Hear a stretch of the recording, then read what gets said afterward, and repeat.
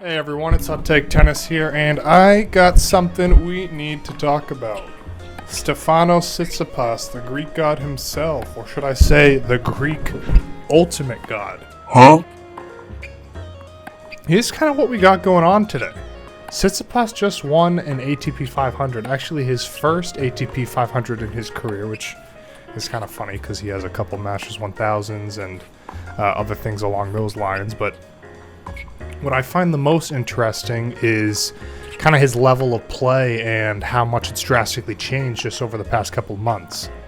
As the major tennis fans are aware, last year was a struggle year for Stefanos, losing to a lot of people that he just wouldn't have lost to earlier in his career and even somewhat later in his career. It was just a bad year overall for him. Man, you better shut your up, okay? Hey, Stefanos, you want to look at me and talk? You have some problems, you go emergency toilet for 5 minutes, urine, and then you say, then you hit let and you don't say sorry, you think you're a good kid? He started it. Yes, but... Yes, he started it. He said bullshit Russian. You think this is normal? I answered him because he doesn't know how to fight. He's a small kid who doesn't know how to fight. If he doesn't say anything, I have no problems with him. But if he says something to me and he wants to fight, he needs to do it. So he definitely came into this year with maybe a better mindset, maybe something changed. I know his coaching team, we've seen a couple switches there. His father used to be his coach, but it was just kind of a total mess with that. He had an issue with his father with the on-court coaching and things like that. So if I look at who he beat, so he won. All right, so we're looking at round of 32, a 2-set win against Sonego, who, as we're all well aware, was into the quarterfinals of the Australian Open this year. So to say that Sonego's not in form would just be a lie. So an in-form Sonego wins in straight sets, 7-6, 6-3. Then he goes up against Kachanov, the Russian-Armenian man himself. And we see another pretty good match, 3 sets. Kachanov kind of came out firing. Now, we haven't seen a lot from Kachanov this year. I think he had some injuries, but he's back now and playing pretty good tennis. And then Tsitsipas went up against, in the quarters, Berrettini, who recently beat Novak. Now, Novak didn't look great, I'll be honest, in that match, but nonetheless, you're beating Novak. You should feel pretty good about that, even if Novak is not in the best of shape. And so Berrettini beating Novak, coming off that victory, is probably feeling really good about his game right now. And Tsitsipas took him down in 3, 7-6, 1-6, 6-4. Then we have Greek Sport, which is kind of a sleeper pick for a semifinals of an ATP 500.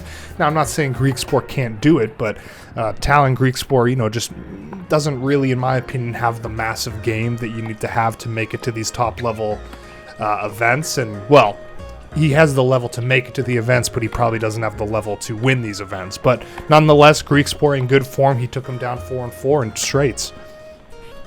And then the final, who I like to call the hard-court indoor murderer, because Felix Auger-Aliassime has one of the craziest indoor hard-court records ever in the sport. I think he won like 3 or 4 tournaments back-to-back about 2 years ago, all indoor hard, and just ran through the competition.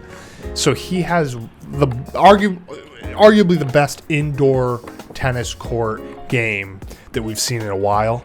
Now, obviously, if we're looking at an informed Novak, Rafa, Roger, Murray, we're talking about a different story there. But in terms of the players that show the most game when it comes to an indoor hard court, then it's Felix. Now, obviously, Dubai's not indoor hard, but I did read that the conditions were faster than what a lot of players were expecting. However, things can change on a day-to-day basis.